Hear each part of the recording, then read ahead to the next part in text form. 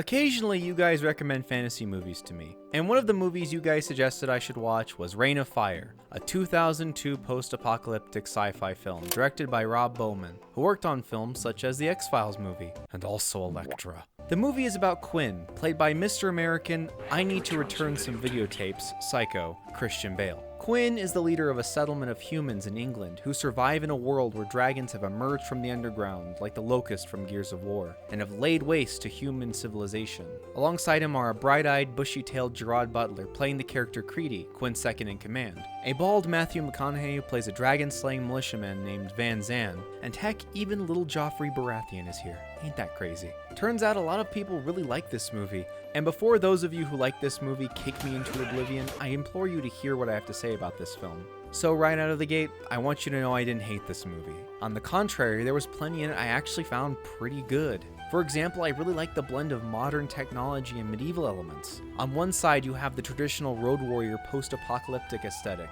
with these dusty cars layered in sheet metal armor. And on the other side, you have this medieval flair, with Quinn's community being nestled in the remains of an old castle, and a dragon-slaying American wielding a battle axe. It's such a cool aesthetic for a post-apocalyptic film that really gives it its own identity. A lot of folks online have said that the effects don't hold up, and sure, some of them are not great.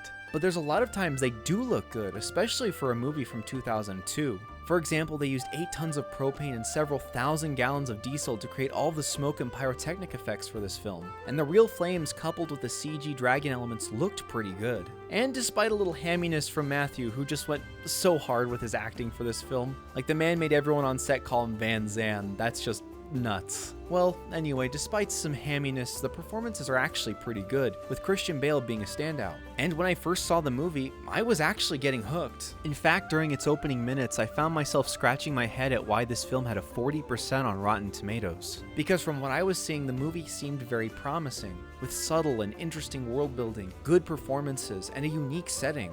Until it wasn't. And by the time the movie was over, I was left very disappointed. So here are the 4 ways Reign of Fire disappointed me. In a lot of these fantasy movies I watch, there's usually a revenge plot of some kind, where the main hero has beef with a dragon, and this film has a similar kind of revenge element to it. At the start of the film, we follow young Quinn as he visits his mother in a construction site where they're building a new train tunnel system. And after being sent into a hole in the earth, he uncovers a dragon in a cave. This dragon is the main male dragon. And yes, as you'll soon discover, there is only one male dragon in this movie. And as the male dragon leaves the tunnel system, it crushes the elevator Quinn and his mother are in, which of course kills her. This is a great setup for a revenge story. There's a clearly defined bad guy and a terrible wrong he's inflicted upon the main character. And it's a great setup for a future encounter later on. But I'm just going to come out and say it. The revenge aspect of this movie is weak and disappointing. Because unlike some dragon slaying movies I've seen, this one could have really done something with that aspect of the movie, but they just didn't. Throughout the film, they never really develop Quinn's desire for revenge against the male dragon who killed his mom, and by the time we actually get to hunting it, we're already an hour into the movie with about 30 minutes of time left, and the male dragon doesn't even make an appearance until about 1 hour and 10 minutes into the movie, in a 1 hour and 37-minute movie.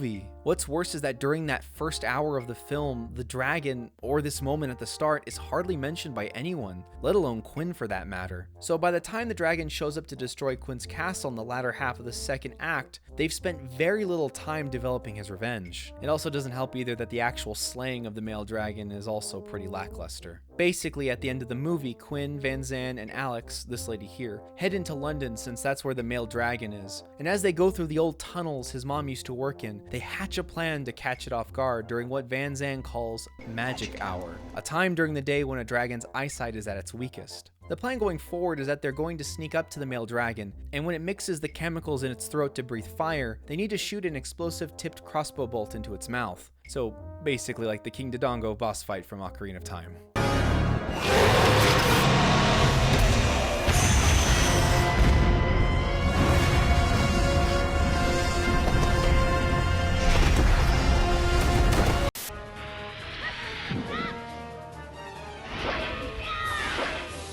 Earlier in the movie, during Van Zandt's first fight with a plain old normal dragon, we're introduced to this 3D tracking technology and the Archangels, who we'll get to very soon. And I thought originally they were going to use all that crazy technology they set up during the first dragon fight in the movie, and when all of it failed, Quinn enters like a museum or something and finds a sword and shield. Then with medieval fighting, he manages to slay the beast. You know, really lean into that post-apocalyptic medieval combo, since that's what attracted Rob Bowman to the project. It was the recipe of Reign of Fire that attracted me. Tanks and castles, soldiers and dragons. That's kind of interesting. Timeless. It's medieval and it's futuristic. But yeah, no, that doesn't happen. Instead, he just kites the beastie around this dusty gray set for a while before standing right in front of it and shooting it in the mouth. Yeah, that's it. That is it. Ultimately, Quinn's revenge is really underdeveloped, and it's sad to see because they did a decent job setting it up at the start. There are a lot of characters in this movie that get sidelined when it seems like they were supposed to have a greater place in the story. When the film opens, we see Quinn rushing out of the castle to stop Eddie, this dude here, from leaving to get food from the community's farm. And while he's hurrying out, we get this really cool tracking shot of Quinn where we get a chance to see the community living out an average day. Here we see this priest preaching to the community, residents serving food and doing chores, and we get to see a lot of other visual world building, which is just so cool. And later we get to meet Creedy, Quinn's second in command, AJ, the community's communications guy, Jerry, who helped Quinn make this emergency sprinkler system, and Jared, his kinda sorta adopted son, among many others. And it almost seems like Bowman was giving us a cast of characters who would be important in this castle. When Rob Bowman talks about the characters in this film, it seems like his idea was to get you engaged with Quinn's community as they survive in this perilous world controlled by dragons. You have to create an absolutely realistic world where the people are living and dying in a world that is controlled by dragons. There's a rule by which I work in scary movies, which is, okay, you want it to be scary, got it. It's only as scary as it is real. It's only as real as the characters. So in order for the movie to be scary, you have to have real characters. You have to put ordinary people that we recognize from the audience up against these extraordinary opponents. And that's why this particular aspect of the movie is especially disappointing. Because the minute Van Zandt rolls up to Quinn's castle around the 30-minute mark, like, what the fuck is a kilometer? Well, we don't really see much of anyone afterward. Creedy and Jared show up a handful of times, but we never really get a chance to be with their characters all that much. Hell, at the end of the movie, Quinn passes the torch of leadership to Jared, but they didn't really explore that at all. So it ends up being really weak when Quinn says this to him. Well, what's the problem? They're speaking French. But don't come to me, I'm lousy at French. They want to speak to the person in charge. Well, that'll be you then. Just keep them talking.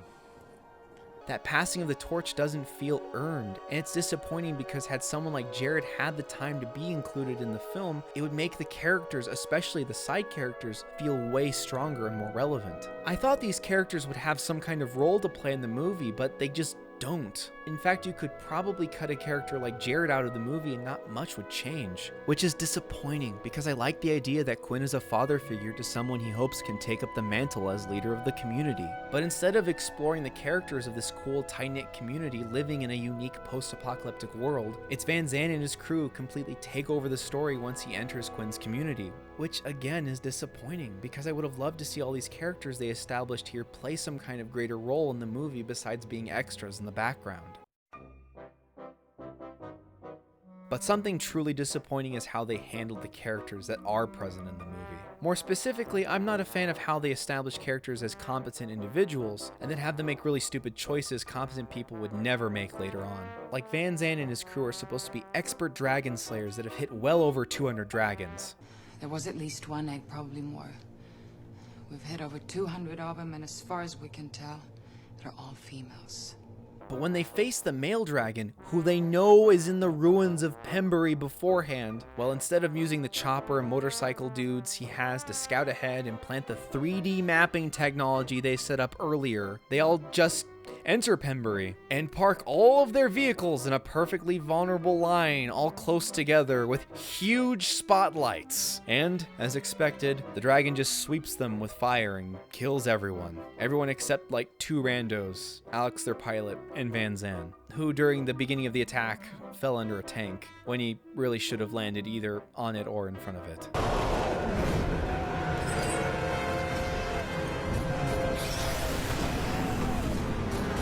A group of dragon slayers who have fought hundreds of dragons would have never made a choice like that. Seriously, why? Van Zandt isn't the only one subject to this type of writing. Quinn is easily right behind him on that one. For example, at the movie's start, Quinn is established to be careful, cautious, and always alert. Heck, there's this little prayer they do in the movie about just that. What do we do when we wake?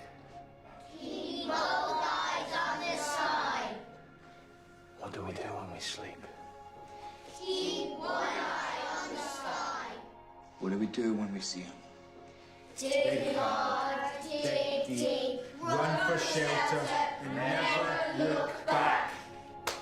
Well done, guys. I really wish this had played some greater role in the story, but it just doesn't. But when Van Zandt rolls up to the community, instead of talking to him behind cover or in a place that he's safe from, like a cautious person would, Quinn just walks into the open to talk to Van Zandt, who for all he knows could just be a marauder or something. Then after hearing Van Zandt's story about how his company started killing dragons and stuff, he just lets him in. My man, you never let a large group of heavily armed strangers into your post-apocalyptic community. That's like rule number 1 of what not to do. Good freaking grief. I really wish they had kept the characters acting like competent individuals, because it's sad to see such well-established characters make dumb choices later on. When the movie opened, I was genuinely taken back by the world building. It's not the most amazing world building, but it's subtle with well-established rules that are shown to us rather than told. Like they establish pretty early on that birds can sense dragons, and they become panicked when one is near. This gives Quinn and his community time to prepare for a dragon encounter, and it's just so brilliantly done. Until they just stopped using that rule. A notable example for me is when Van Zandt's expedition goes to Pembury, because when they leave Quinn's community, they end up taking the community's watchman and hawk with them. So I thought maybe that would play some sort of role in their coming encounter with the male dragon. But when they encounter the male dragon in Pembury, the watchman and the bird are nowhere to be seen. Why? That was such a clearly established thing. Why did they have the watchman and bird go with them and not do anything with them? Did they forget the bird was there? Well, Danny kind of forgot about The bird. It's almost like they wanted Quinn's community to be caught off guard and destroyed, so Quinn had a stronger motivation to kill the male dragon, when there already was a strong motivation established here at the start. But let's talk about one of the most eye-rolling things in the movie, the Archangels, because they are one of the more outlandish concepts they put into this movie. Basically, the Archangels are a team of 3 skydivers who get flown high into the sky in this helicopter. From there, one of the divers is the bait to draw the dragon out, while the other 2 follow suit with these guns that shoot out metal nets. The idea is that when they're in position, the 2 net dudes will shoot their nets at the dragon's wings and bring it down. When we're first introduced to them, we're told the average Archangel has a life expectancy of 17 seconds. 17 seconds. Once they jump from the chopper, that's their life expectancy. And when you think about it, the whole concept of the Archangel is terrible. Because when you live in a world where manpower is limited, why would you even have a profession like this where the life expectancy is 17 seconds? There's also so much room for error in this dragon slaying strategy. Almost every step of the process has to be executed right for them to be effective. In fact, when we're first shown the Archangels in action, I was rolling my eyes at the movie, because later after it's clear the Archangels, who are really hyped up in the movie as these badass dudes, aren't going to get the dragon down, they just send Quinn in to bait the dragon out on a horse. And when Quinn gets the dragon into position, Van Zandt harpoons it dead on. Why didn't you just do that from the start? Why are you sending skydivers out with metal nets to trap the dragon and risk losing 3 men and your only flying vehicle? Jeez. I also think it's funny that they have the ability to track where the Archangels are falling, and when one of them is getting close to the ground, rather than just tell him he needs to deploy his chute, they just let him die.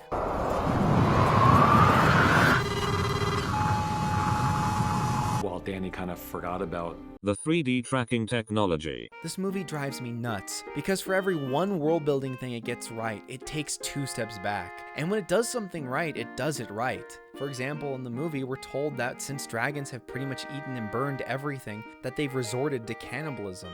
And you can see that in the dragons Quinn encounters throughout the movie. If you look carefully, you'll notice how the dragons have scars and their wings are tattered because of the scuffs they've gotten into with other dragons. Or how they did this really cool thing where they keep the farm far far away from their home base so that in the event of a dragon attack, the farm is destroyed but the primary settlement is safe. Or how all of the crosses in their cemetery are made of metal because wood is scarce. All of these things are subtly placed in the movie and it's really nice to see. But for every one of those things, you have stuff like how there's only one male dragon fertilizing eggs. Yes, there's only one male dragon doing that. That's why Quinn Van Zandt and Alex killing the male dragon at the end is a big deal, because killing him basically means that dragons can't reproduce after that. And that just feels like the writers didn't know how to wrap up their movie with an ending that felt meaningful, so they had to write in a contrived way to get rid of all the dragons as quickly as possible. It's already incredibly hard to buy the one male who survived years of conflict against humanity and nuclear weapons is still around making babies. I can suspend my disbelief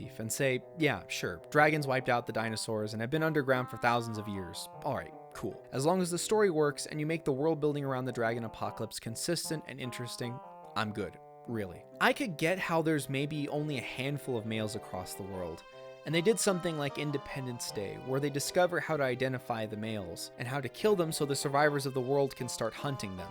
That would have been way more believable, but they didn't do that. And what they did do is just disappointing.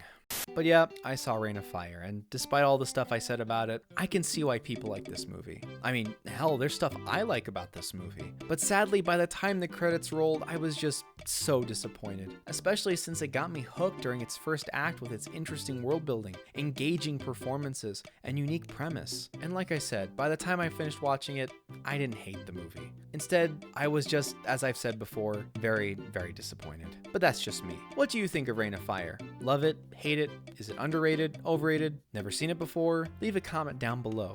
Or not, it's up to you. Well, that's all I have to say about Reign of Fire. For now, anyway. Yeah.